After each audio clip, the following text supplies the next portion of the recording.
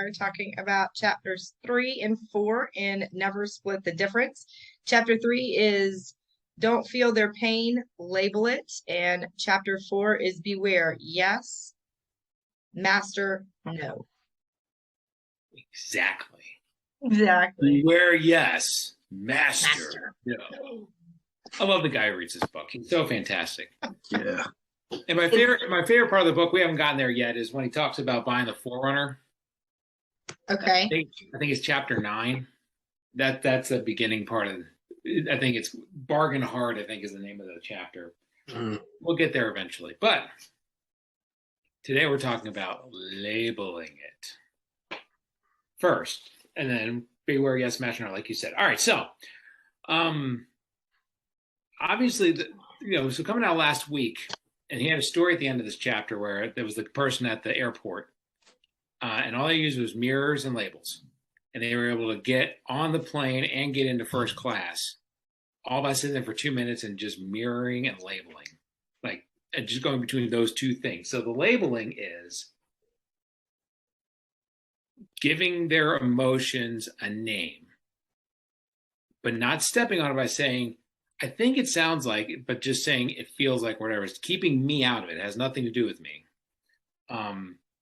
Well, I think when you keep your emotions out of stuff, like the book kind of tells you to do, it's easier for people to trust you because you're not saying something negative or positive based on your opinion. All you're doing is stating facts while observing. And people like that, they tend to get drawn into that and trust that because they feel like they're making the decision on how they feel, not you. Right. Right. Because in sales, it has nothing to do with us. And the faster we figure that out and realize that and digest that, the better off we're going to do. You know. And to me, I've always liked, because as soon as I remember reading this book initially, and with the team that I was with, and we all read the book, and it sounds like, it feels like, whatever, that went right into our scripts. Like if you're talking to somebody whose house didn't sell, and they're telling you the agent didn't do this, didn't do that, the agent this, blah blah blah. Instead of saying, man, that agent seems like they were an idiot, or that agent sucked, or whatever, you would automatically say, it sounds like you probably didn't have the right agent. It sounds like you really need like a bulldog of an agent to get out there and get after it. And I mean, and it would just, that way you're kind of paraphrasing what they said. But again, it's not it's just, and you're getting them to agree with you, almost like saying like, that's right, which we'll talk about later.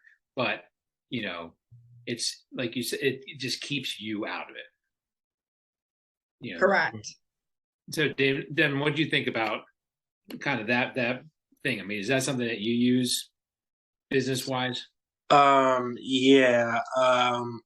So I use it along with like objectivity a lot. Just trying to take almost like a neutral stance. I have to though.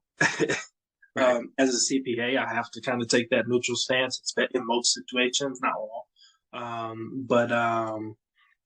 Yeah, no, I've used it quite a bit. And I find it effective, honestly. Excuse me. But yeah, I definitely find it effective. So the cool thing about it is, and we get into it, I think, a little bit more again later in the book, is this also keeps us on the path of kind of the how and the what, and it's not necessarily getting into why, which is, why can almost, really bring somebody, get them real defensive, whatever. So it gets more into those other emotions, those other questions that we're looking for, as it sounds like. The other cool thing I love about this chapter is the accusation audit. And if you've never done, or if you've never played like that, I mean, the accusation audit is so freaking awesome. And I can tell you the perfect example of an accusation audit I ever saw was, we stayed at a place in Disney, and it was a timeshare presentation thing. You got like the 3 nights if you go to the presentation. I've done that. And dude, within the first 15 seconds, the guy gets in, he's like, look, I know what y'all are thinking. Y'all are thinking we're gonna give you a high pressure thing. Y'all are thinking this and that. Y'all are thinking, and I'm like, oh my goodness, this is the best accusation audit. I'm like texting my team leader. I'm like, you won't believe what this guy's doing, and he's using all the tricks. It's like it sounds like, feels like he's doing an accusation audit. This is fantastic. And like my wife is like, you're like the happiest person in the room.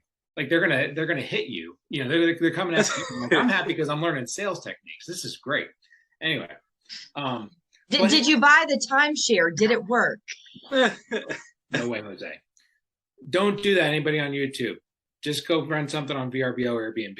Yeah. Right. Stay in my place in the mountains. I was about to say, from Steve is where you need to be renting. Absolutely. Talking Rock, cottage.com, baby. Anyway. No shameless plugs here. No plugs at all.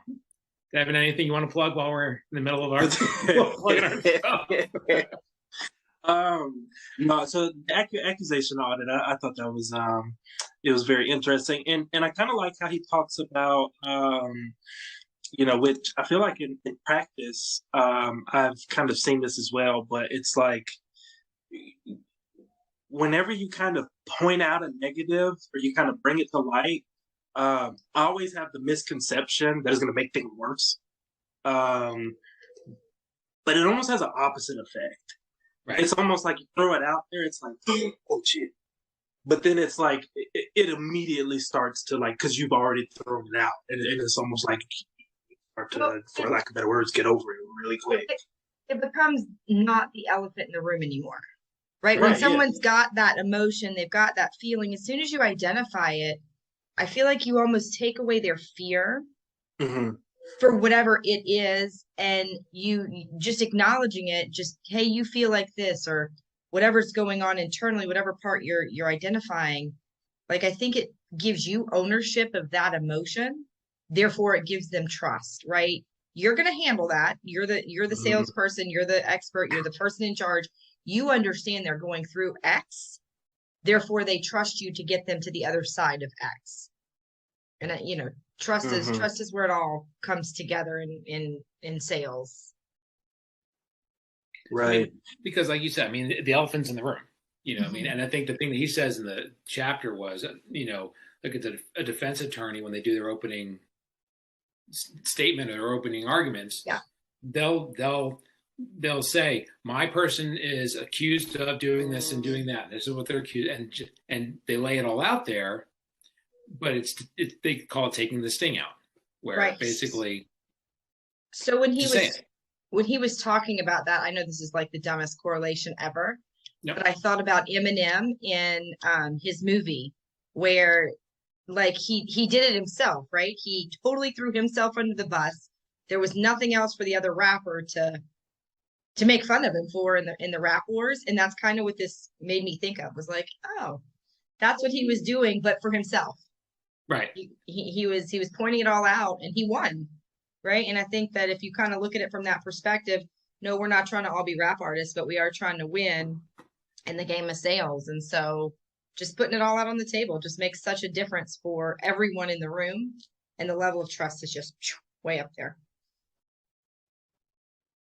Says you, I want to be a rap artist. I was about to say, I'm still trying to get my 2 chains. Come on, man. You're in Atlanta, man. Well, let's use these tactics and go to some battle Place where the players play, right? Or play, whatever. All right, so that, and I talked about it earlier, that chapter was kind of anchored by or buoyed by that final story of the guy getting on the airplane, and the lady was getting yelled at by the people. And all he did was go behind her and just mirror, which is from chapter 2, and do the tactical empathy. And again, tactical empathy. And he talked about it, like Hillary Clinton got in a lot of political strife way back when by saying, we need to understand where these people are coming from, right. Which we do. We don't have to agree with it, but we have to understand their point of view. You know what I mean? And that it makes you the empathy, people thinking that you're listening, Well, and I think you just hit a nail on the head, Steve. When you empathize with people, you don't have to agree with them, yet their trust level is still there. Right. I think that a lot of a lot of marriages fall apart because of this, because both people come into a point of like, you don't have to agree with them, but I mean, my first marriage, huge, right? My ex-husband and I, no empathy for the other person's situation. It was, where am I? You need to come to my side. And it's such a good eye opener to be, cognizant of these things, because it doesn't just work in sales. It works in every relationship. I don't have to agree that my children should be allowed to shoot fireworks off while I'm in Vegas and they're in Atlanta and they're 14. But I can empathize with them and understand that that would be fun and that would be cool. And, without making my 14-year-old feel silly or dumb for having that request, we came up with a solution that allowed him to shoot fireworks off and my house to not potentially get burned down last night. But those are good solutions. Yeah. But Solutions again, where houses don't get burned down are a great solution. Yeah. But again, it was, he felt okay with my response, because I wasn't like, oh no, that's just stupid. And it was, okay, this can happen if this, then that kind of situation. He was okay with it. He wasn't like, oh, Mom, you suck. Right. I feel like, at least in my experience, I'm so used to people kind of taking their own position or kind of explaining their own position, or even, getting defensive or whatever. Whenever that little bit of empathy comes in, it almost shocks you. And it's like, well, one, I'm not even used to this, and then it's like, it's a different feeling, because when you get your thoughts out and you feel like they've actually heard it and understood, now you want to reciprocate the same, at least from my standpoint. Right. Well, they talk about how, I mean, this is getting into, because there's science behind this. The amygdala that's the fear part of your brain, like the lizard brain is what Seth Godin calls it. The amygdala, all the amygdala wants you to do is to be alive. It doesn't want you to do anything crazy. It doesn't want you. I want you to eat. I want you to sit right there. That's all I want you to do, so we can stay alive. So, doing this stuff gets it out of the amygdala, and it starts getting into the processing centers of the brain, and it again takes the sting out. Whether it's the tactical empathy or it's the accusation on it or whatever. It's once the brain digests and starts moving, that's when things start rolling. Mm-hmm. All right. So, any other thoughts about chapter 3 before we roll on? Because that's a deep chapter. It's very important to get the I out of it and get the tactile empathy into it. I agree. I would just reinforce that. I mean, honestly, taking the I out of it is a lot harder than it seems. Yes. We all should have a 66-day challenge and be crossing it off and rip that sucker down every time we use the word I. As a matter of fact, I went through a training course years and years ago, and it was a week-long training course. And the whole time you were in the course, you had to wear one of those rubber bands, like the manila rubber bands that you use for work, not for your hair. And every time you said the word I, they were like, pop yourself and actually give yourself a little sting, because this course felt so strongly that the word I had such a negative place in communicating with other people, that was their way of breaking it, was just get it out of your system. Just don't say I anymore. Mm-hmm. There you go. Now, this is the fun one. Chapter 4, beware yes, master no. This is obviously a lot easier said than done. This is obviously one where, as an agent, like, we almost have to have scripts to help us with this, because it's unnatural. But he told several stories in this chapter where they changed it from the yes-based script to the no-based script, and the no-based script just kills it, because saying no takes your guard down. Saying no, I mean, and I automatically thought about this with parenting, because I tell my kids no all the time, and then I stop to listen to them. And he talks about that too. And it drives my wife crazy, because my wife's like, you told them no. And I try to tell her, I told them no to put my defense up, and I want to see what they have to say next. It's almost like a challenge. Right. I've said no. Let the sales begin, because there are little salespeople, little bastards. They're obnoxious negotiators, is what they are. Get t-shirts made for that. I'm an obnoxious negotiator like my dad. So what do you all think about that? I mean, is that something you all see, not just in business, but everyday life? Yeah. So Go ahead. I think this chapter, I like this one. So the no, it kind of caught me off guard because I think the first script he takes you through, it's kind of a generic script you'll see. And as I'm listening to it, especially the first time, I'm just like, well, honestly, now I'm really curious because I don't hear what's wrong with the script. And Right. so once he goes to the second script, it's like, oh, I get it, because it's like for me, if I kind of think about a situation where I'm essentially who sales is coming after. So if you think of, like a used car lot, or, even if you go to Costco and you see those little samples, and they're trying to sell whatever it is, and you kind of think of, okay, well, what makes you uncomfortable during those conversations?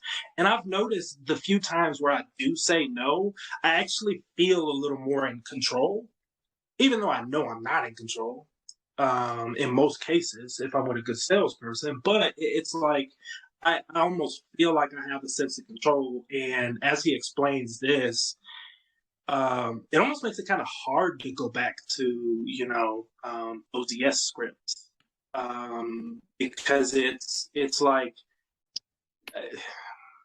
I don't know. It's just a different way of going about it, and it really kind of I feel like it kind of lets the salesperson, the person that you're talking to, almost feel comfortable that if you say something like a no or whatever, you're not just gonna disagree and push them away. You're gonna seek to understand it. So I mean, that's what I would say. But yeah, I would say before this, I thought no was the thing you were running from, whereas he frames it as a complete opposite, which really makes so much sense now. It's like no, that starts the negotiation. You hear a no, and you're like, perfect. Now we got a disagreement. Now we can negotiate. Right. Right. Well, and then you just know you have their attention. Exactly. No, it's like, game on, let's go. But he talks about Laura. You had something to say. I'm sorry. No, that's okay. I was just gonna say that for me, I think that as I was reading this, it almost felt like if you took them through a series of 2 or 3 no questions, when they got to the yes, they almost had an internal epiphany that they needed you or whatever you were trying to sell to them. Right. So like when we first started the call, my question, hey Steve, do you love learning in Atlanta over Vegas? No. And walk you through a few questions where the last one would be, hey, Steve, don't you think it'd be fun to be here next year? Right? Yes. Right. And it felt like as I was reading this chapter, it almost felt like the yes was a moment of self-awareness for the consumer, that whatever was being sold to them, they got to. I love the fact that my husband is behind me shirtless in my YouTube videos. Hey, Craig. He missed the opportunity to do like a big giant flex. I'm a little disappointed. It's okay. It's okay. This is your time. My shirtless glory, husband, baby. Come on. My shirtless husband catches me a little off guard. Sorry, yeah. Well, it was just like the picture in the background last week. Devin's the penis picture. Oh yeah. Out there today, thank you. Right. Wait, now we got to get Steve next. Right. Where's your wife, Steve? Yeah, I'll find something appropriate for next week. I'm working on it. But for me, that's what that series of no was. It was at the end of it, there was an epiphany for that consumer that you had the solutions because you knew what all of their problems were. You knew where, by getting them to say no, they had to admit their cup was only halfway full for each of those questions. And so I actually texted one of my collaboration agents this morning and said, hey, listen, we're going to come up with a list of questions that you guys are going to start answering or asking at the beginning of your calls when you're making our lead gen calls every day. And, these people that are coming in through this system, they're raising their hand. They're answering ads saying, hey, listen, we want to purchase. And so, I think the first question to ask somebody is, Gosh, Steve, I am super excited to be on the other line of the phone with you right now. Can you tell me, have you found the perfect house yet? Right. Right. And I know the answer is a definite no, because they're reaching out to me to, answer whatever questions they might have. And so I want to walk my guys through, I've got 3 agents now in the program, and I've got a few more who are interviewing to be in the program, and we're just getting in lead over lead over lead. And I know everybody walked away with at least 2 hot leads last week. I was thrilled. They were so excited. I know I'm interested to see how this week goes, and then I'll be able to get into the program a little bit more in depth next week because I'll be home. But I really want these guys to have an arsenal of, 10 or 15 questions that they can pick from based on the direction of the conversation, where that consumer on the other end is going to say no. Because I think that getting to that yes, it's just a moment of change in a relationship, especially in a consumer salesperson relationship. I'm thrilled. Like, this might be my favorite thing we've read since we started our book club. I am loving The Power of No. And so the thing that gets you away from is the counterfeit yes, which is something he talks about in this, because we have all done it. How many sales guys have I done it that they drove me crazy and they said, I'm going to call you back, and we'll talk about it. I'm like, sure, yeah, give me a call back. And man, I see his phone number and delete or go voicemail. It's Swipe like left. Yeah, swipe exactly. But because there's a story that he goes through in the book where he talks about the guy who's got this slick presentation, he's got the suit, he's ready to rock and roll, and he pukes all over everybody, and they say yes. And it's like, that's exactly what he wanted. It's like, no, it wasn't the right yes though. Right. And so that's something we have to watch out for, and that's where the no's come in. Do y'all see that too, where you get the counterfeit yes? Well, I find asking people that come in for leads, are you looking for a great agent? Yeah, that would be nice. And you get them to say a bunch of yeses. And then when you ask for the appointment, it's never there. They'll never meet with you. And I really believe it's because instead of taking their guard down, I have put their guard way up. Are you looking for the perfect agent? Absolutely. I don't know if I'm their perfect agent or yet. I don't know these people. I could be the worst agent in the world for them. Right. But now they've confirmed they're looking for the perfect agent. So now they're scrutinizing me, wondering, am I going to fit that bill? And so I'm bananas excited about implementing this in our scripts and in our conversations. Yeah, I would say, so the counterfeit, yes. It's funny because I know exactly what he's talking about. I've never put words to it. Because I can't tell you how many times, like, whether it's me calling a client or, Steve, like you said, somebody calling me, and it's like, see how many times I've been guilty of like being on the phone and somebody's like, you said, Steve, I'll call you back next week. And I'm like, sure, yeah, do that. And I'm just like, dude, get off my phone. Right. And then as soon as I get off the phone, I'm like, block. Well, and I just thought of something too, using the whole tactic with the timeshares. Like when you're sitting there and you're talking to them, I just kind of going back on the last one I did, because of course I think every human, it's like waiting tables. You should have to wait tables and sit through a timeshare presentation at least once in your life. Like, right. Period. The end. Not the timeshare. But, I feel like the questions that they asked me was, don't you think that this price is a good idea? Like almost making me feel stupid that while fine, sure, it's a good idea, but I don't mean I want to buy it. Right. And I don't want you to make me feel stupid because it's only pushing me away further and further and further. Right. I mean, I've done 2 in my life and that's about as much as my brain can stomach. And it was such a used car salesman, high pressure sales that, you walk away going, what the fuck? Do you think I'm an asshole? Right. Like I'm not an asshole. I'm actually very intelligent that I didn't get stuck buying your timeshare that I have to pay for month over month until I die. Till you die. Like that's a big bill, and you walk away feeling stupid. And I'm just wondering what my perspective would have been, had they asked questions like, oh, do you guys have a lovely place that you get to visit every year, year over year? Well, no. Do you enjoy the headache of trying to plan these vacations and do all the research? My answer would be fuck no. I don't. I hate to research. I pick the first place that comes up in Google. But I just wonder if they would have taken me through a series of no questions over making me feel stupid that I wasn't answering yes to their questions. I still wouldn't have bought, but I wonder if my perspective and my feeling would have been substantially different. Yeah, because the no-based questions get you focused and get you to lean in and be like, whereas the yes-based, it's like, oh crap, they're selling me something. Right. And now. And I'd imagine, like, I'd put money on this, but the retention rate, I can promise you, is significantly different. You're going to counterfeit, yes, they're looking for any opportunity.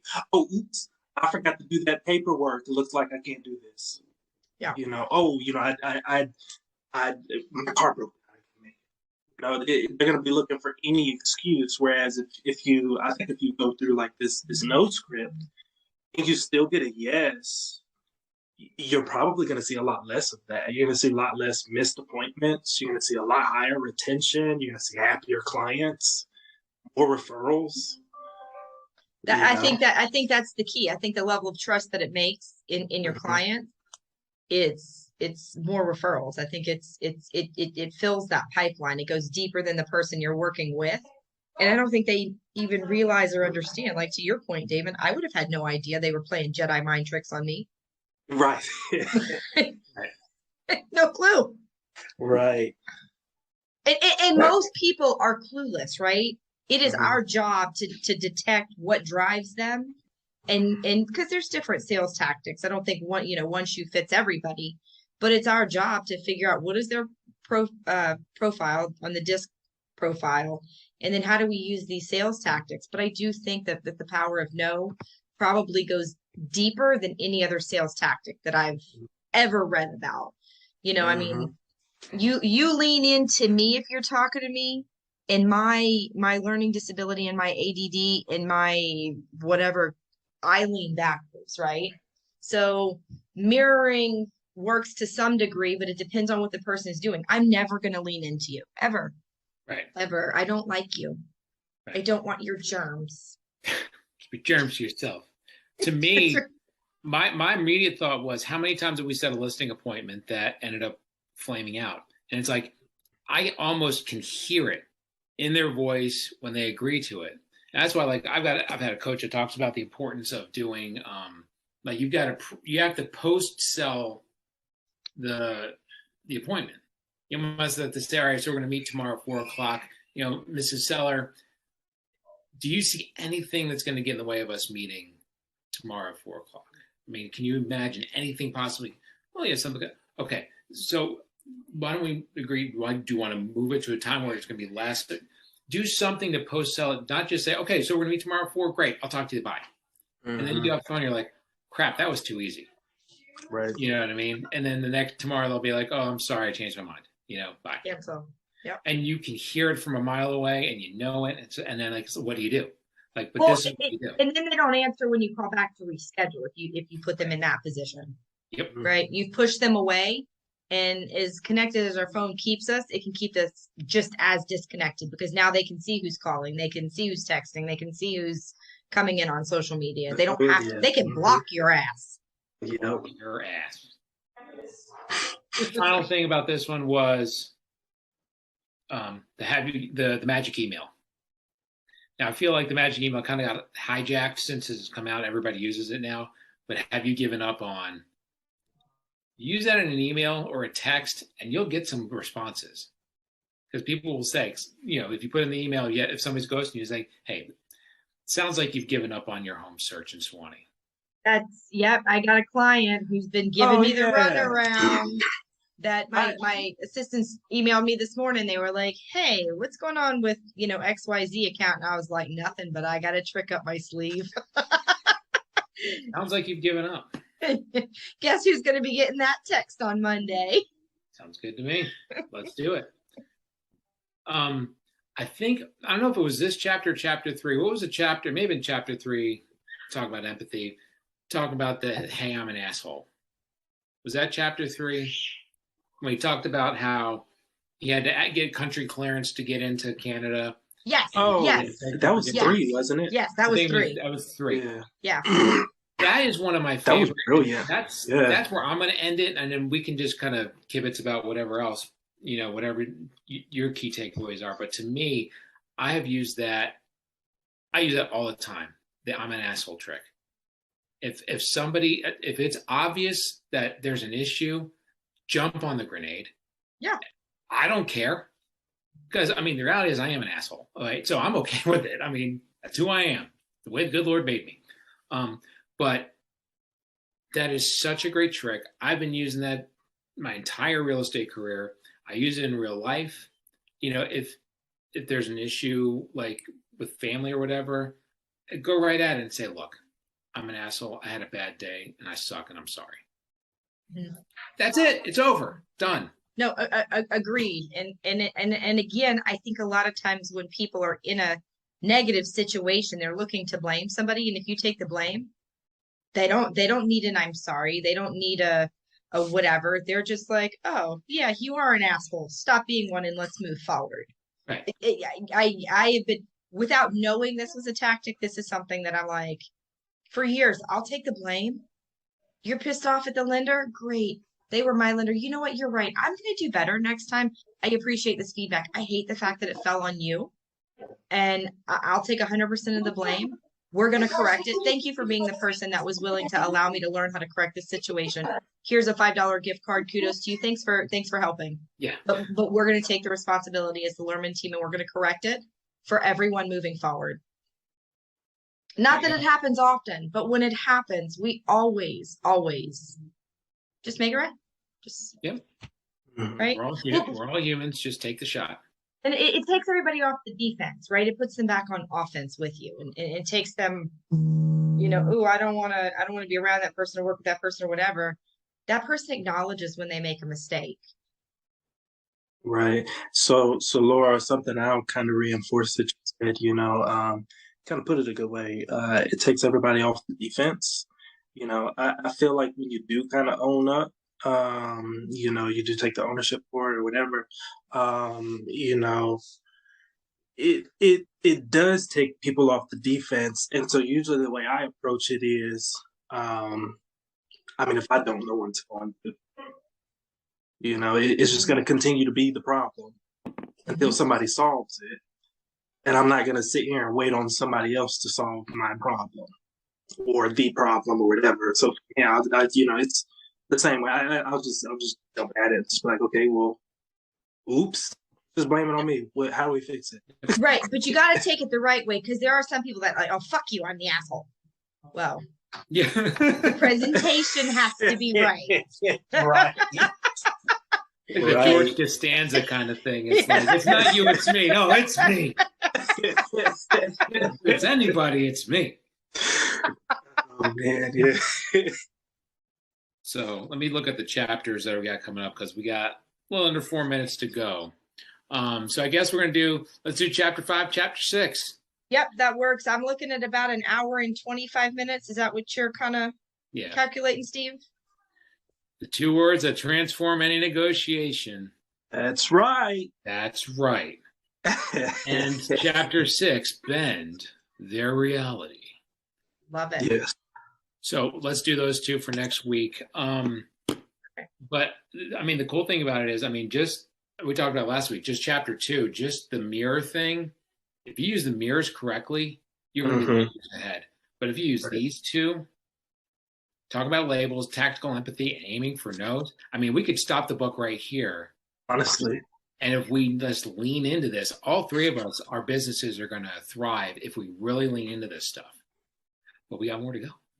I agree. Well, thanks, guys, for meeting me an hour early this week. And Steve, absolutely. Next year, I expect your Tookus in Vegas. And Dave and I'm going to be honest. I expect Lexi to have her license. And So you my don't- tickets is going to be down you're there gonna too. be- Well, I'll make you're- sure she's down there. Yes, you're going to be here with Craig, working in your hotel room, go and find giant spiders at night with us. There With you my go. shirt off on her YouTube channels. That's right. We're gonna have we can all be on the shirtless party 1 year from today. Put it on the calendar. I'm just impressed that he doesn't have a dad bod. He's got a good bod for almost 50, right? So if he's got to be shirtless, at least it's worth looking at. Well, I'm gonna be bringing the dad bod, so I hate to bring it. I hate to bring it to everybody's attention or time. Right. Oh But man. we rock it. It's all right. I love it. I love it. Rock what you got. Hey, All right. take Well, what your mama gave you. I'll see you guys next week. Thanks for meeting me an hour early. All right, No bye, y'all. problem. Bye. Bye, y'all.